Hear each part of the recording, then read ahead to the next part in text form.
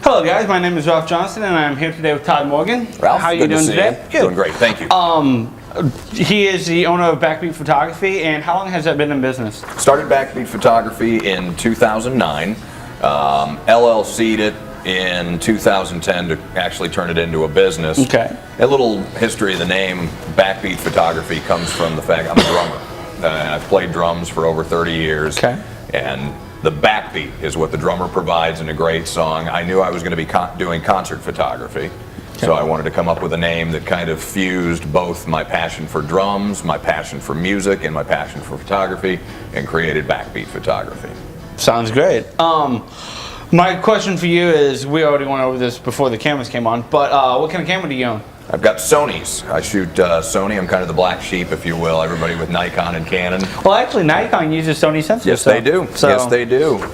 Shoot with the Sony A77 crop sensor body. Okay. And the full frame A99. Okay, and I'm assuming they're both working great for you all the time. Cool. I started with the Sony A230 years ago, and just kept buying their newest, latest. Oh, okay, cool. And just recently made that big jump into the full frame world. When I first started photography, I had that glorified Sony that was point and shoot, Yep. and the body tilted. Yeah. Mm-hmm. So I had Sure. that one when I first started. I can't remember the name of it anymore. Right.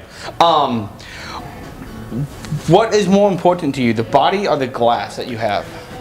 Well, that's a tough question. I think ultimately the most important element is the photographer.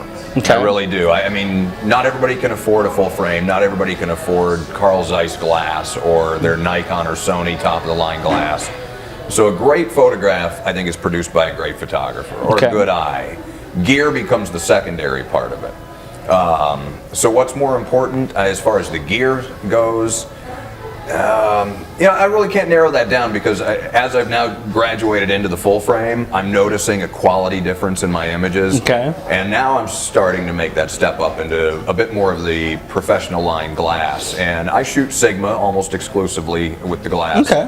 which is a third-party manufacturer. Yeah. I've had great luck with their glass. As I've graduated to the full frame, I have purchased some Sony glass that's designed to work better with the Sony full frame.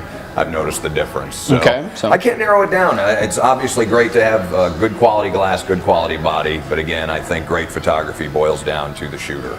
All right, well, that's a very good answer because I was, when I first started and everything, even though you've been going for a while and so have I, but as you see, I'm still using the kit lenses on these. Sure, okay? absolutely. There's nothing wrong with that. Yeah, and it's a decent glass. Now, granted, do I want that L series Canon glass? Yes. Yes, you do. But it's what I can afford, and Yep. and it works great for what it has. Exactly. And I'm not knocking the kit lenses at all because they are very good lenses. Sure. Just to me, I think that L series glass from Canon is a little bit better. Oh, there's no doubt. And so I didn't know if there was a step up like that in the Sony line or not. Oh, there is. Okay, yeah, there is. they've got their kit lens, their Alpha line, then they've got their G series line of lenses. Then they jump into the Carl Zeiss, which Okay. is your top of the line glass Yeah. with Sony. Okay, cool. What kind of photography do you do? Everything and anything I can do. I Okay. love photography. Obviously, concert photography that's where my true passion is. Okay. I love to be in the photo pits at concerts. Even if it's a soundboard shoot, there's still an energy. There's a thrill that comes with shooting concert photography that I've never experienced with any other type of photography. Okay. Outside of concert photography, I love architecture. Okay. And I also very much enjoy inanimate objects. So, Okay. I'm not much of a portrait shooter. I'm not Okay. a wedding shooter. I like inanimate objects. I like to approach things that aren't alive, and that also falls into the architecture from an artistic approach. Something I can't argue back with you. Exactly. That's a great point. Yeah, they can't dictate to me what they want. I want to produce what I want with a photograph. I completely agree with it. So- I mean, I showed you some of my photos there, and Yeah. I got a little bit of everything there, but I like it when I can be like, all right, what's the best thing here? And just have my thought process go through it and get the different shots that I like and everything and try different ones that I may not like or may end up with it. So You've got to step outside your comfort zone. And I had a professor, a teacher at Merrimack at the Forest Park campus. And Jamie Creer's her name, and Jamie she knew where I was stronger, where my strengths were. She knew I was a concert photographer. She knew I was a interior photographer. So she would force me to do street photography, which I'm not very comfortable with, taking pictures of total strangers. She would put me in these zones that oh my God, I just was so uncomfortable. At the end of it, you realize you've broken through, you've learned something new. Maybe that's not the way you gravitate, but getting out of that comfort zone, I think, is so important for any shooter. Okay. If you're a landscape photographer, step out and do something different and feel that discomfort, because I think that helps you grow as a photographer. Okay. You said that you did concept photography. What got you into doing the concept photography? So. Working at a radio station, I actually started doing concept photography back in the film days with my Nikon, photographing friends' bands at like Club 367, things like that. And those were the film days. You'd come home, you didn't know what you had to take it and get it processed, and you'd get 3 pictures out of your entire roll that were actually usable. And then I got out of my Nikon shot craps. I moved on. I didn't get into the SLR, the DSLR phase until later down the road, and that's, as I mentioned, 2009. I was working for the Point at the time. Okay.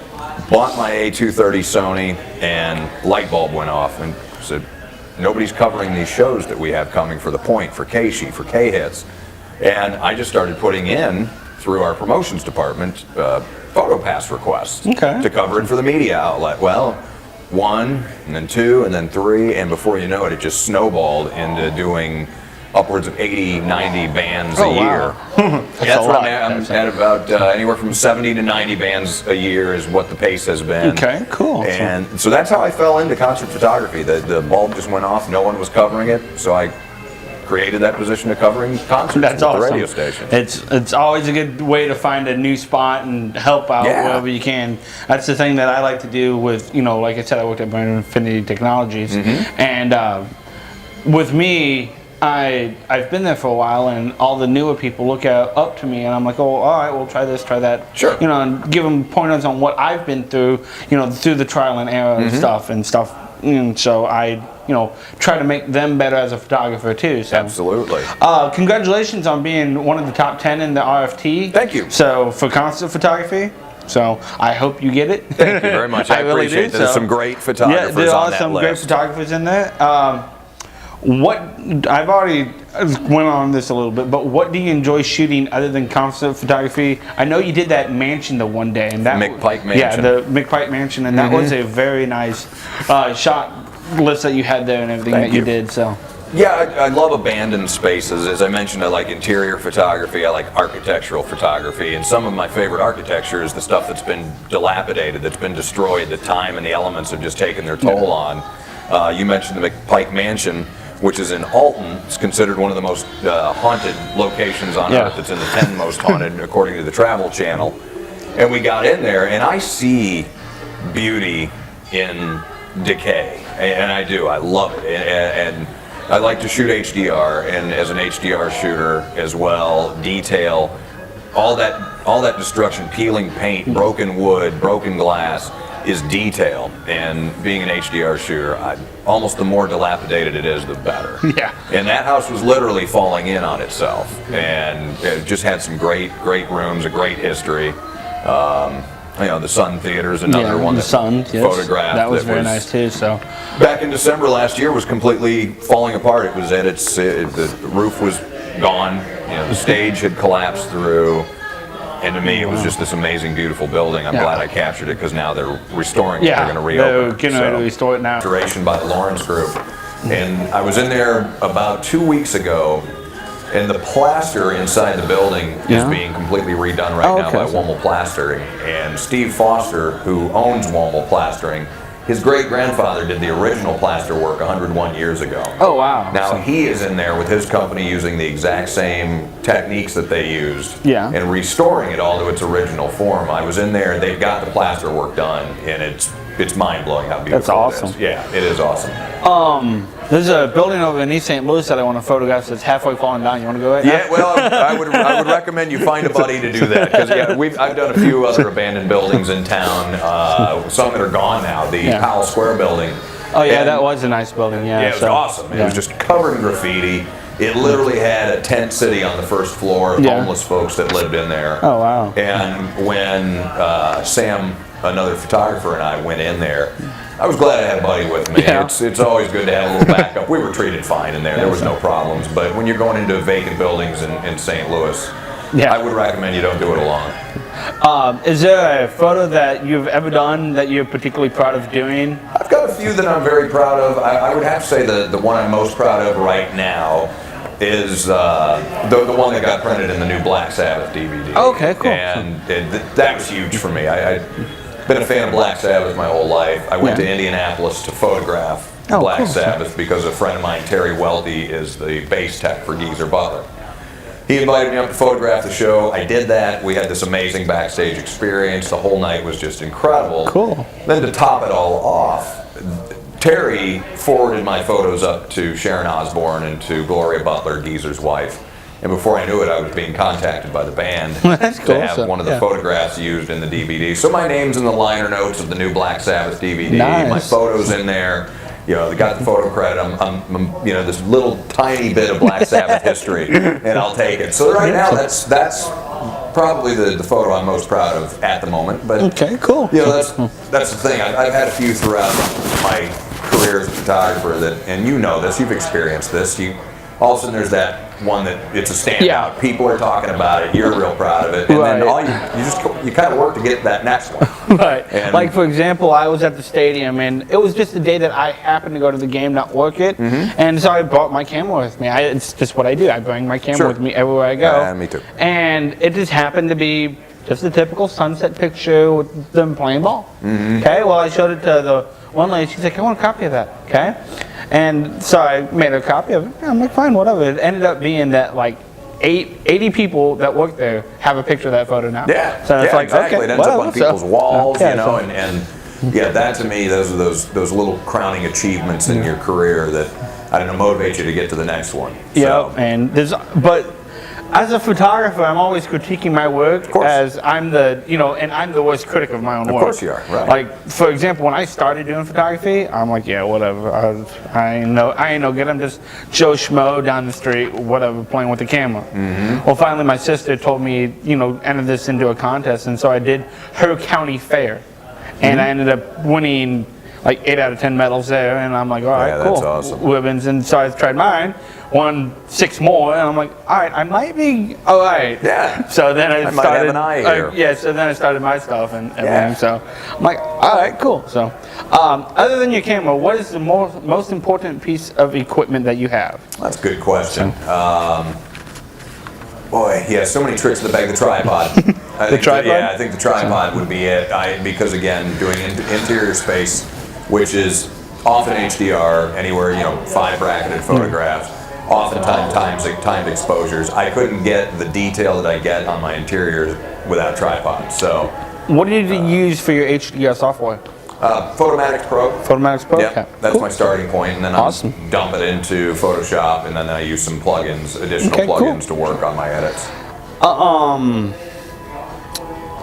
Do you think with the cameras nowadays having the video function that every photographer needs to learn that side of the camera too and become some sort of a little bit of a cinematographer? Nope. Okay. I've got the 2 SLR bodies from Sony. Both are equipped with 1080p or 1080i cameras and all that, and they just sold them to me without them. Okay. It's an added feature on my camera that really is just taking up space. I'm not a videographer. Okay, I'm a that's fine, photographer. And when I run video, if I'm going to videotape something, it's just pulling my iPhone out of my pocket, running some quick video. Okay. So. For somebody like what you do, you obviously have great use of the camera for 2 purposes, Right. stills and for videography. And I looked at it this way: my cameras have the functions to do the video, so why not use it? Yeah, absolutely. So that's why I'm like, well, okay, this is just another thing that I can extend on that I can do, and I do this podcast every once in a while. I interviewed Tony West a few days ago and put together his video. I've done product videos for Me Photo Tripods and Think Tank and all that stuff, and I enjoyed doing it, and so I just keep on doing it. So. I think, yeah, personally for me, the video function, no big deal. From a price point and the fact that they're additions to these cameras, I think it's great for people who do want to be creative. That's what it's all about. Yeah. I mean, photography, videography, it's about being creative. And if the camera has the functionality to do it, and that's a side that you're interested in and you want to explore, it's a beautiful thing. Like I said, from a price point, these cameras have gotten to a price level. Combine the two technologies, and so you got your 2 for 1 all bundled up in one. Yeah, and I like, for example, my friend's going to Full Sail, and he's got that big Sony camera that goes on the shoulder and everything. He's like, "Hey, can I use your DSLR?" So I'm like, exactly. Sure. So I don't care. So, and I also have a few more questions. Like, sure. How do you? You've touched on this a little bit, but how did you get into the concerts and everything with the press pass? I mean, how did you apply for getting the press pass and stuff like that? Well, I get asked a lot. How do I get a lot of emails? How do I get into a concert? Yeah. Hey, just got a new camera. I'm interested in shooting concerts. How do I do it? It really boils down to they're not going to let just anybody into a photo pit to shoot a band. That's usually limited anywhere 6 to 8 photographers in the pit.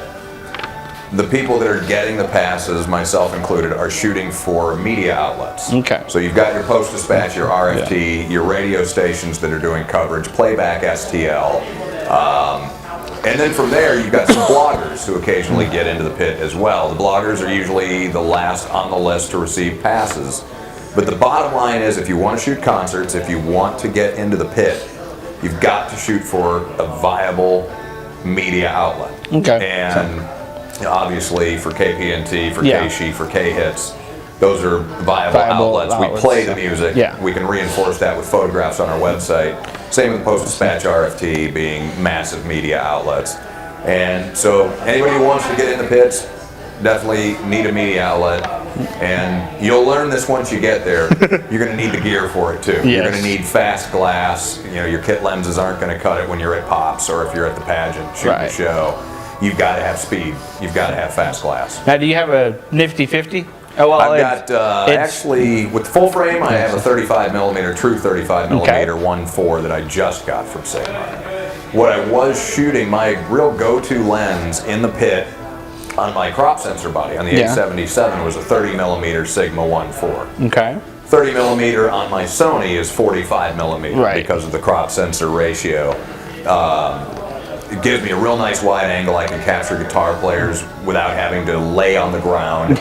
You mentioned the 50s. 50 millimeter is actually just a little bit too much zoom in the lens when you're shooting in the pit. So you said just like a 35 or 40. So. Perfect. 35 is a perfect lens, and then a 70 to 200 recommend. You always need that 70 to 200. Yep. So, gotta have that, and it's always good too. You don't want to forget the drummer. Right. You gotta get the drummer. You gotta get the guy in the back.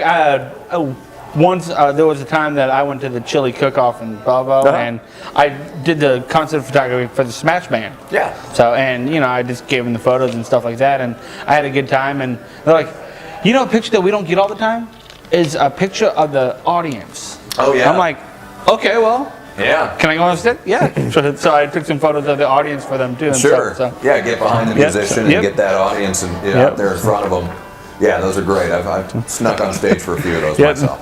And it's just kind of funny for the simple reason they were like, get right up and everything. And I'm like, you guys are actually what they're here to see, not me. Oh yeah, exactly. There's no doubt. So I was a little bit leery about going to the front of the stage, but yeah, I would get that, the hands of the bassist and then that whole crowd do it and everything and stuff like that to find the creative way and do it and stuff. Exactly. I do that with the Urge. The Urge kind of have me shoot their shows and they give me the all access and I can get up on the stage. But like you said, I'm not the show, so I try to stay in the shadows. I try to hide a bit, but it's always nice. It's a great perspective, I think, for the viewer to be able to see what that drummer's seeing or what that bass player's seeing, looking out at the audience. Exactly. It makes for a great shot. It's fun to do and stuff like that. So, who has influenced you throughout your career?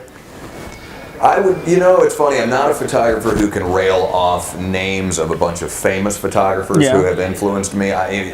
Influences for me have been, a lot of other people's work, including famous artists. Okay. But Jamie Creer from Forest Park, huge influence on me. She just, like I said, she pushed me to be creative in ways that I wasn't comfortable.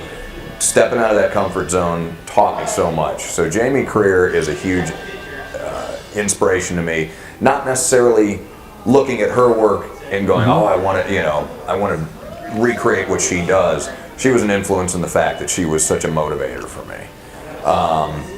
Aside from that, when I was taking classes at Forest Park, I did 5 semesters of photography at Forest Park. Anytime I was around my peers and we did critique, and I looked at other people's work, and then they would look at my work and critique it. You can't learn if you don't get critiqued. Right, and I completely agree with that. So yeah, and you got to be able to take that sort of critique as well. And we had a U2 photo that I posted. So I had this U2 photograph that I was real proud of, and I posted. And everybody doing the critique is like, "Oh, that's so cool! I love it! I love it! Love it!" And then one girl goes, you should have photoshopped out that red light that's in the image. And the band's here and everything, and then there was this glowing red light, whether it was an exit sign in the distance or something glowing off of a speaker cabinet. She pointed that out, and then the entire class, everybody who just said, oh, what a great picture, what a great picture, now everybody said the same thing. Oh, you're right, now that you've mentioned it, that's all I'm seeing. That's all I see is that red dot, And so critique made me very conscious of my own work. And I think that's incredibly important. And then it influences Paul Adata, who's a local photographer. I don't know if you're familiar with Paul's work. I haven't. If you're not, look him I'll up. check him out. He was a huge influence. He was one of these guys I discovered who's a local photographer via Facebook. When Facebook was relatively new, we both had similar interests. We were both photographers.